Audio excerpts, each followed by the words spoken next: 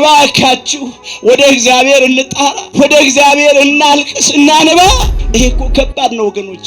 ክፉዎች የዘሩት ዘር በትውልዱ ልቡና ላይ ከፍቅር ይልቅ ጸብና ክርክር፣ ከመስማማት ይልቅ መለያየት፣ ከመደጋገፍ ይልቅ መነቃቀፍ፣ ከይቅርታ ይልቅ ቂም በቀለኝነት የተዘራው ነው የበቀለው። የተዘራው በቅሎ እየታጨደ ነው። እየበላ ነው ሳይሆን እየበላን ያለው። የአንድ ሰው ሕይወት ስለምን ይጥፋ? እንዲህ ባለ ሁኔታ እግዚአብሔር በቃችሁ ይበለን። አሁን እሱ ይማረን፣ እሱ ይራራል። በመከራ ቀን ጥራኝ አድንህም አለው ነው ያለው። እንጣራ። እግዚአብሔርን ጠርቶ እግዚአብሔር ያልሰማው ሰው የለም። እግዚአብሔርን አምኖ ያፈረ ሰው የለም። ከእግዚአብሔር ለምኖ ያልተቀበለ ሰው የለም። እግዚአብሔር ይሰማናል። እግዚአብሔር ይለምንናል።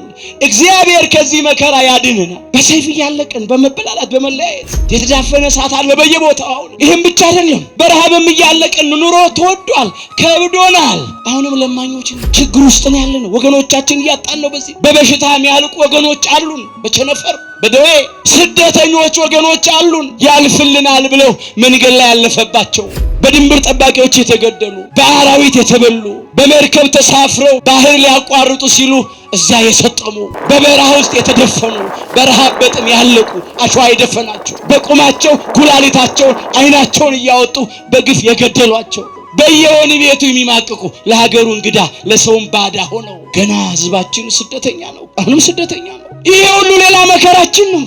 ወገኖቻችን እኮ በተወለዱበት፣ እትብታቸው በተቀበረበት፣ ተምረው ባደጉበት፣ ሰርተው ባገኙበት፣ አርሰው ባመረቱበት፣ ነግደው ባተረፉበት፣ ተድረው ወልደው በከበዱበት፣ ብዙ የትውልድ ሐረግ ባስቆጠሩበት ምድር እኮ ነው ውጡ የተባሉ። ሌላ ሀገር የላቸው ኢትዮጵያውያን የት ይሄዳሉ?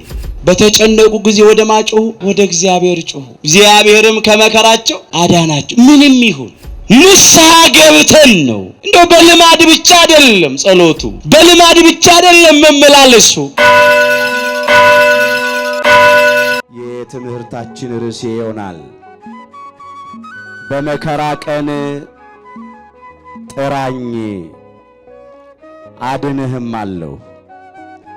የዳዊት መዝሙር 49 ቁጥር 15 ላይ ይህ ኃይለ ቃል ተመዝግቦ እናገኘዋለን። ዛሬ በዚህ ርዕስ ለመማር የመረጥንበት ምክንያታችን ሁላችን እንደምናውቀው አሁን ያለንበት ጊዜ የመከራ ጊዜ ነው። በመጀመሪያ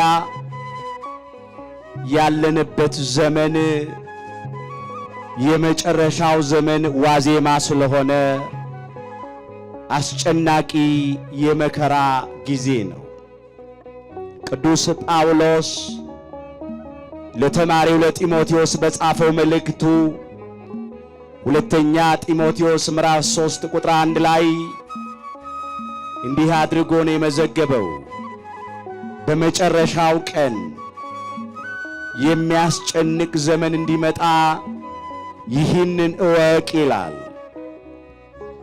አዎ የመጨረሻው ዘመን ዋዜማ ላይ ስላለን ትንቢት የሚፈጸምበት ምሳሌም የሚደርስበት ዘመን ስለሆነ ብዙ አስጨናቂ ነገሮች እናያለን። የምንሰማቸው ነገሮች ክፉዎች ናቸው። የመከራ ጊዜ ነው። ከዚህ የተነሳ ነው ዛሬ በዚህ ርዕስ ለመማር የመረጥ ነው።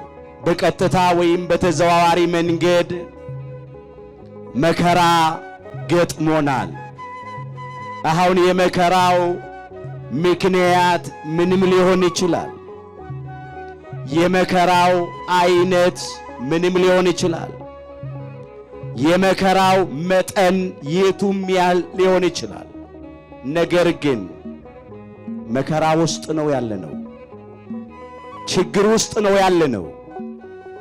ለዚህ ነው በዚህ ርዕስ ለመማር የመረጥ ነው። በመከራ ቀን ጥራኝ አድንህም አለው። በዚህ ስፍራ ይህንን ቃል የተናገረ አባታችን ቅዱስ አሳፍ ነው። መዝሙሩ የዳዊት ተብሎ ተወስዷል። በመዝሙር 49 ቁጥር 15 ላይ ተመዝግቧል።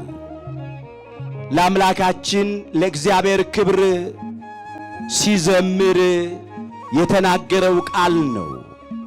ቃሉንም ያገኘው ከእግዚአብሔር ነው። በመከራ ቀን ጥራኝ አድንህም አለው አንተም ታከብረኛለህ ተብሎ ነው የተጻፈው። ብዙዎች በመከራቸው ቀን እግዚአብሔርን ጠርተውት እግዚአብሔር ከመከራቸው አድኗቸዋል።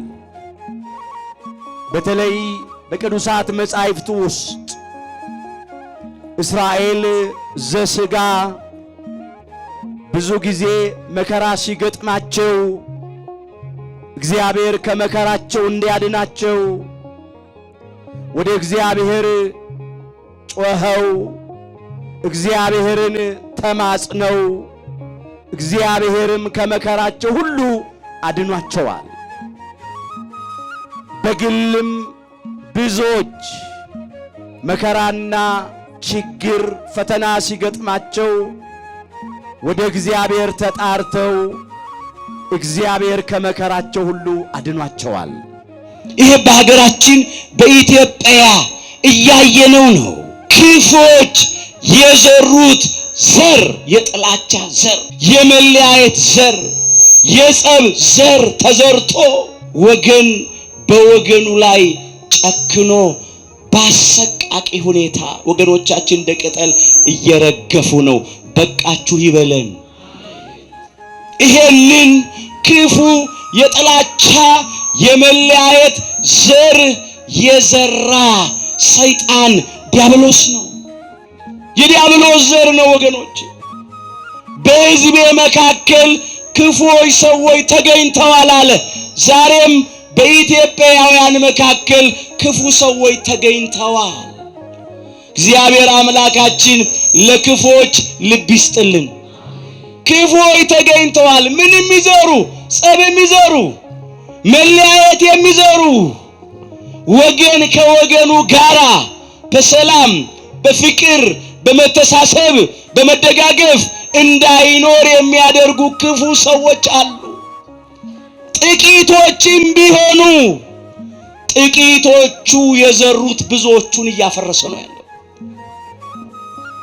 አዎ እንዳትደነቁ፣ ክፉዎች ካሉ እንደዚህ ነው።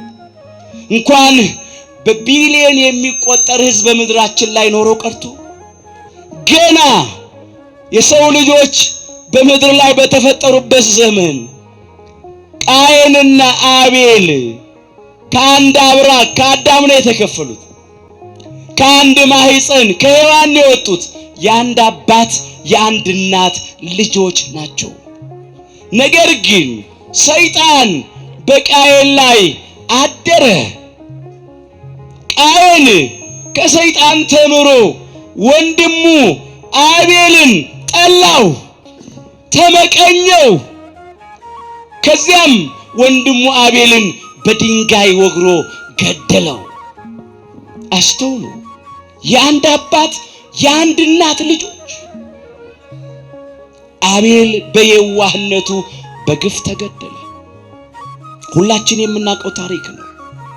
ዛሬም ቃየናውያን ሰይጣን ካደረባቸው የተማሩ ወንድሞቻቸው የዋሆቹን አቤላውያንን እየገደሉ ነው ያሉት። ጽድቅን የማያደርግና ወንድሙን የማይወድ ከእግዚአብሔር አይደለም ይላል። ከክፉ የሆኑት እንዲህ እያደረጉ ነው። አምላካችን እግዚአብሔር ለዘመኑ ቃየናውያን በወንድም በእህቶቻቸው ደም ለሚታጠቡት ልቡና ይስጥልን። ቅዱስ ጳውሎስ ቅዱስ ዮሐንስ በአንደኛ ዮሐንስ መልእክቱ ምዕራፍ 3 ቁጥር 10 ላይ የመዘገበው ኃይለ ቃል ዛሬም አሉ ቃየናውያን የዲያብሎስ የግብር ልጆች በወንድሞቻቸው በየዋሃኑ በአቤላውያን ደም የሚታጠቡ አሉ።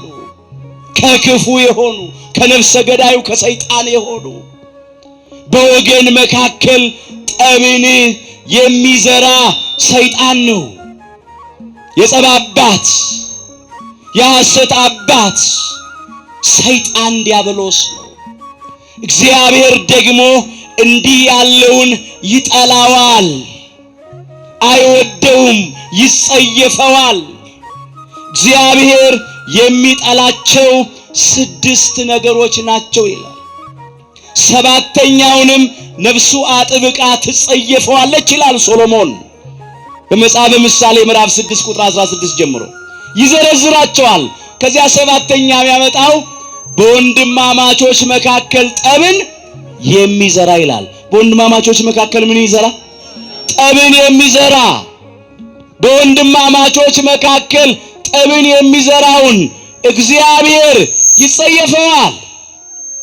አዎ ዛሬ በኢትዮጵያውያን መካከል ጠብ ተዘርቶ መለያየት ተዘርቶ ነው በጠራራ ፀሐይ ወገን ወገኑን በድንጋይ እየወገረ እየቀጠቀጠ የሚገድለው፣ በዱላ እየደበደበ በሰይፍ እየቀላ በእሳት እያቃጠለ በጭካኔ የሚገድለው። ኢትዮጵያውያን ይሄ መልካችን አይደለም፣ ይሄ ጠባያችን አይደለም። የኢትዮጵያውያን መልክ እንግዳ መቀበል ነው፣ ተካፍሎ መብላት መጠጣት ነው። ይሄ አልነበረም። አባቶቻችን እናቶቻችን የሚታወቁት ኢትዮጵያዊ የምትታወቀው እንግዳ በመቀበል ነው። ቤተ እስራኤልን ተቀብለናል እኮ ኢትዮጵያውያን። በሰሜኑ ኢትዮጵያ በጎንደር አካባቢ አሉ እስካሁን ድረስ፣ የተወሰኑት ተመልሰዋል። ተስዓቱ ቅዱሳንን 9 ቅዱሳንን ተቀብለናል። ዛሬ ከ9 ቅዱሳን መካከል የአንዱን መታሰቢያ እናደርጋለን፣ የአባ ይማታን። አዎ ተቀብለናል። ገዳም ገድመው እነሆ መጻሕፍትን ተርጉመው ሰጥተዋል። ለኢትዮጵያውያን እየጸለዩ ከእግዚአብሔር ቃል ኪዳን ተቀብለዋል የታደሉት። ይሄም ብቻ አይደለም፣ አረማውያንን ሙስሊሞችን ኢትዮጵያውያን በእንግድነት ተቀብለናል።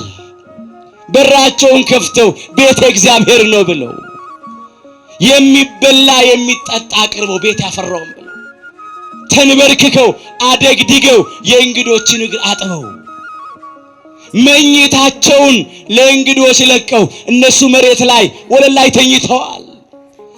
ርስታቸውን ቆርሰው አካፍለዋል።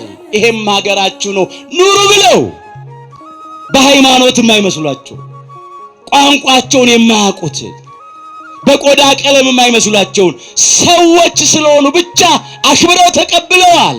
ዛሬ ወገኖቼ ያ መልካችን የት ሄደ? እንዲህ እንግዶች የምንቀበል እንዴት ነው ኢትዮጵያውያንን መቀበል ያቃተን? ዛሬም ከጎረቤት ይመጣሉ ስደተኞች፣ ከደቡብ ሱዳን ከሶማሊያ ይመጣሉ፣ ከኤርትራ ይመጣሉ።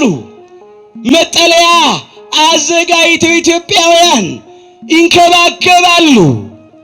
ኢትዮጵያውያንን ወንድሞች እህቶቻቸውን ግን አንዳንድ አካባቢ አንተ መጤ አንተ ሰፋሪ ውጣ እያሉ ያፈናቀሉ እያሳደዱ ይገድላሉ። እግዚአብሔር በቃችሁ ይበለን። ኢትዮጵያውያን ለእንስሳት ነፍስ እንኳን የምንራራኩ ነው። አሁን ቤት ውስጥ ዶሮ ሲታረድ በግ ሲታረድ ለበዓል እንደው በሙሉ አይናችን ለማየት እንሳሳለን እኮ አንችልም። አሁን ቤት ውስጥ ያደገ ዶሮ ካለ አርዶ ለመብላት ይከብዳል። እንዲህ ያሉ አንዳንድ እናቶች ይህንንማ ከልጆቼ እንዳንዱ ነው ማየው። ጥሬ እየበተንኩለት እየቆረጠመ ውሃ እያቀረብኩለት እየጠጣ በእጄ እየበላ እየጠጣ ነው ያደገው። የፈጠረው አምላኩ ይውሰደው እንጂ አይኔ እያየ ቢላዋ አንገቱ ላይ አያርፍም። በዚያ ፋንታ ከገበያ ሌላ ዶሮ ገዝተው ለበዓሉ አርደው ይበላሉ። ያንን ግን አይነኩም። ለዶሮ የሚያዝኑ የሚራሩ ኢትዮጵያውያን ዛሬ አንዳንዶቹ ለምንድን ነው በወገናቸው ላይ ጨከኑት? እግዚአብሔር ባሪያውና በመልኩ በፈጠረው በወገናቸው በሰው ላይ እንደጨከኑ መተኪያ የሌለው የሰው ሕይወት በጣም እጅግ እኮ ያሳዝናል ወገኖች። ሰዎች ሲያርፉ በስጋ ሲያንቀላፉ ሲሞቱ ወደ መቃብር ስፍራ ሲወሰዱ ወደ ቤተ ክርስቲያን ቁጭ ካልን እኮ አስከሬን ሲያልፍ ከመቀመጫችን ተነስተን አክብረን ቆመን ነው የምንሸኘው። አስከሬን ቆመን የምንሸኝ ኢትዮጵያውያን ከየት ተምረው ነው አንዳንዶቹ ዛሬ ወገናቸውን አርደው ጥለው ለጉንዳንና ለውሻ የሚሰጡት? ከዚህ በላይ ምን መከራ ይምጣ? ከዚህ በላይ ምን ፈተና ይምጣ? ከዚህ በላይ ምን የሚያስጨንቅ ነገር እንድናይ እንድንሰማ ነው የምንጠብቀው? ኧረ እባካችሁ እግዚአብሔር በቃችሁ እንዲለን እንለምን። እባካችሁ ወደ እግዚአብሔር እንጣራ፣ ወደ እግዚአብሔር እናልቅስ፣ እናንባ። ይሄ እኮ ከባድ ነው ወገኖች። ክፉዎች የዘሩት ዘር በትውልዱ ልቡና ላይ ከፍቅር ይልቅ ጸብና ክርክር፣ ከመስማማት ይልቅ መለያየት፣ ከመደጋገፍ ይልቅ መነቃቀፍ፣ ከይቅርታ ይልቅ ቂም በቀለኝነት ስለተዘራ የዛ ውጤት ነው የተዘራው ነው የበቀለው። የተዘራው በቅሎ እየታጨደ ነው። እየበላ ነው ሳይሆን እየበላን ያለው የአንድ ሰው ሕይወት ስለምን ይጥፋ? እንዲህ ባለ ሁኔታ እግዚአብሔር በቃችሁ ይበለን። አሁን እሱ ይማረን፣ እሱ ይራራልን። በመከራ ቀን ጥራኝ አድንህም አለው ነው ያለው። እንጣራ። እግዚአብሔርን ጠርቶ እግዚአብሔር ያልሰማው ሰው የለም። እግዚአብሔርን አምኖ ያፈረ ሰው የለም። ከእግዚአብሔር ለምኖ ያልተቀበለ ሰው የለም። እግዚአብሔር ይሰማናል። እግዚአብሔር ይለምንናል። እግዚአብሔር ከዚህ መከራ ያድንናል። በሰይፍ እያለቅን በመበላላት በመለያየት የተዳፈነ እሳት አለ በየቦታው። ይህም ብቻ አይደለም፣ በረሃብም እያለቅን ኑሮ ተወዷል፣ ከብዶናል። አሁንም ለማኞች ነን።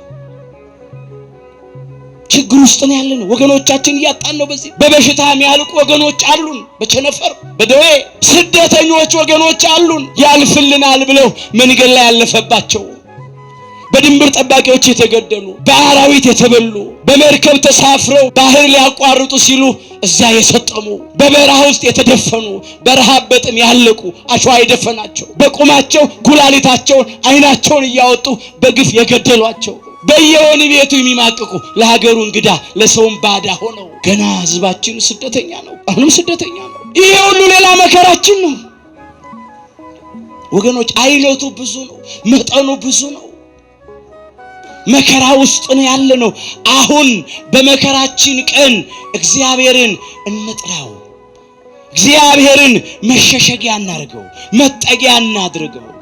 እሱ ነው የማይተወን፣ እሱ ነው የማይጥለን፣ እሱ ነው የማይረሳን፣ እርሱ ነው የማይጨክንብን። አንዳንድ ሰዎችማ ጥለውናል፣ ትተውናል፣ ጨክነውብናል።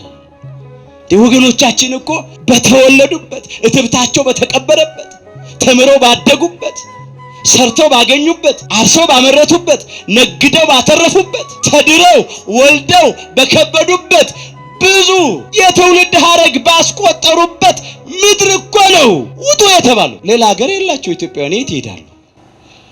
እንዲህ የተባሉት ሰዎች ይጨክኑብናል። በተለይ ክፉዎች የሚሰሩትን ማያውቁ። መቼስ ጤነኛ አእምሮ ያለው ሰው ህሊና ያለው ሰው በወገኑ ላይ እንዲህ አያደርግም። ህሊና ማጣት ነው። አሁንም ህሊና ይስጣቸው። ህሊና ማጣት። እግዚአብሔር ግን መልካም ነው፣ በመከራ ቀን መሸሸጊያ ነው። ትንቢተ ናሆም ምዕራፍ 1 ቁጥር 7 ላይ ተመዝግቧል። እግዚአብሔር መልካም ነው፣ በመከራ ቀንም መሸሸጊያ ነው። በቃ ወደ እሱ እንጠጋ፣ ወደሱ እንሸሸግ። በዚህ ስንጨነቅ ግራ ሲገባን ስንተክስ ስናዝን እንደገና ደግሞ ሰሞኑን አሁን በየአካባቢው አንበጣው ደግሞ ተነስቷል። እህሉን እያረገፈው ነው። ይሄም ሌላ መከራችን ነው፣ ሌላ ችግራችን ነው። እግዚአብሔር ይሄንንም የአንበጣ መንጋ ያርቅልን። ይሄም አስጨናቂ ነገር በሀገራችን የምናየው ምን ሰማው ነው። እግዚአብሔር መልካም ነው፣ በመከራ ቀን መሸሸጊያ ነው። እንግባ፣ እንጠጋ፣ ወደሱ እንጩህ፣ እንጣራ። ከልብ ተመልሰን በእጃችን ያለውን ግፍ አስወግደን ንስሐ ገብተን ነው። እንደው በልማድ ብቻ አይደለም ጸሎቱ፣ በልማድ ብቻ አይደለም መመላለሱ።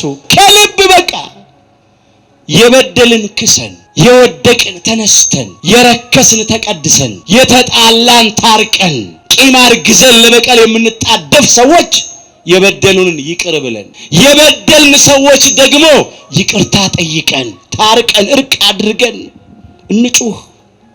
ያኔ እግዚአብሔር ይለምነናል፣ ያኔ እግዚአብሔር ይሰማናል። እግዚአብሔር አሁንም ሁላችንን በቸርነቱ ይጎበኘን፣ በምህረቱ ይቅር ይበለን። መጽሐፍ እንደዚህ ነው የሚለው፣ በተጨነቁ ጊዜ ወደ እግዚአብሔር ጮሁ ይላል፣ ከመከራቸውም አዳናቸው ይላል። መዝሙር 106 ቁጥር 6 ላይ በተጨነቁ ጊዜ ወደ ማጮሁ ወደ እግዚአብሔር ጮሁ፣ እግዚአብሔርም ከመከራቸው አዳናቸው። ምንም ይሁን አሁን ተጨንቀናል፣ ተጠበናል፣ አዝነናል፣ ተክዘናል። ተስፋችን የሚቀጥለው በእግዚአብሔር ነው። እንባችን የሚታበሰው በእግዚአብሔር ነው። ያጣነው ሰላምና ፍቅር የምናገኘው ከእግዚአብሔር ነው። ይሄም ክፉ ቀን የሚያጥረው ከኛ የሚያልፈው በአምላካችን በእግዚአብሔር ነው። እግዚአብሔር ይሄንን የመከራችን ቀን አሳልፎልን በእውነት ቆመን እንድናመሰግነው በቸርነቱ ይርዳን። ሁላችንም ከትንሽ እስከ ትልቅ እንጸልይ፣ እንጩህ፣ እንማጸን። በቃ ወደ ቤቱ እንግባ። እስክንጠፋ አንጠብቅ፣ እስክናልቅ አንጠብቅ። ይሄ የቁጣ ቀን፣ ይሄ የመከራ ቀን፣ ይሄ የስቃይ ቀን እስኪያልፍ ድረስ እንግባ። አንድ ቃል እንመልከትና ይበቃናል። ሕዝቤ ሆይ ይላል ወደ ቤትህ ግባ ይላል። ወደ ቤት ግባ፣ ወደ ቤትህ ግባ። ወደ እግዚአብሔር ቤት እንግባ። ቤት የተባለው ቤታችን የእግዚአብሔር ቤት ነው። አዎ ለአምልኮቱ ምን እንበረከክበት፣ ለክብሩ የምንዘምርበት፣ የቃል ኪዳኑ ታቦት ያለበት፣ አማናዊ ቅዱስ ሥጋውና ክብር ደግሞ የሚፈተትበት፣ ኪዳኑ የሚደርስበት፣ ቅዳሴው የሚቀደስበት፣ ሰዓታቱ የሚቆምበት፣ ማህሌቱ የሚደርስበት፣ ቃለ እግዚአብሔሩ የሚነገርበት፣ ስብሐተ እግዚአብሔሩ የሚፈስበት፣ እንባችን የሚታበስበት፣ የኃጢአታችን ስርየት የምናገኝበት፣ የሰማይ ደጅ የተባለ የጸጋው ግምጃ ቤት፣ የበረከት ቤት፣ የእግዚአብሔር ቤት። ዛሬም እኮ ብዙዎች ወገኖቻችን እየተሸሸጉ የሚያመልጡት በእግዚአብሔር ቤት እኮ ነው። ቤታቸው ንብረታቸው እየተቃጠለ ሲያሳድዷቸው እግዚአብሔርን መጠጊያ አደረጉ፣ እግዚአብሔርም አዳናቸው። ዛሬም ከልብ ወደ ቤቱ መግባት ከልብ ነው፣ በእግር ብቻ አይደለም። ትንቢተ ኢሳይያስ ምዕራፍ 26 ቁጥር 20 ላይ ተመዝግቧል። ሕዝቤ ሆይ ይላል ና ወደ ቤትህ ግባ ነው የሚለው። ደጅህን በኋላ ዝጋ፣ ቁጣ እስኪያልፍ ድረስ ጥቂት ጊዜ ተሸሸግ ነው የሚለው። አዎ ወደ ቤቱ እንግባና በዚህ በመከራ ቀናችን በችግራችን ጊዜ እግዚአብሔርን እንጣራ። እግዚአብሔር ያድነናል። ከእግዚአብሔር እቅፍ የሚያወጣን የለም፣ ማንም የለም። እግዚአብሔር ይሰውረናል፣ ይከልለናል፣ ይታደገናል። ለሰው የማይቻለው ለእግዚአብሔር ይቻለዋል። ለእግዚአብሔር የሚሳነው ነገር የለም። ካመንበት እግዚአብሔር አሳልፎ አይሰጠንም። ጥቂት የመከራ ጥቂት የፈተና ጥቂት የችግር ጊዜ ሊኖር ይችላል። ነገር ግን ተስፋ አንቁረጥ። እግዚአብሔር ጨለማችንን ያበራዋል። ለእርሱ በደመና ውስጥም ቀስተ ደመና አለው። በወጀብና በአውሎ ነፋስም ውስጥ መንገድ አለው። ይህንንም የእሳት ኃይል ያጠፋል። እሱ የአናብስቱንም አፍ ይዘጋል። በመካከላችን እየገባ የሚፈታተንንን እርስ በርስ ሚያባላን ሚያጣላን ሚያለያየንንም ርኩስ መንፈስ ሰይጣን ዲያብሎስን ያርቅልናል። አሁንም ያርቅልን።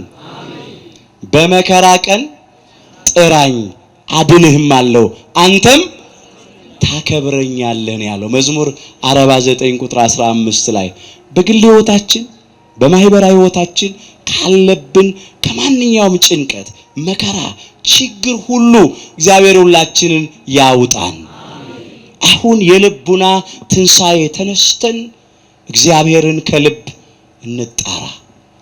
እውነተኛው ሰላም፣ እውነተኛው እረፍት፣ እውነተኛ ደስታና እርካታ ከእግዚአብሔር ነው። ከሱ እንጠብቅ። እግዚአብሔር አምላካችን የሁላችንን መጨረሻ በቸርነቱ ያሳምርልን።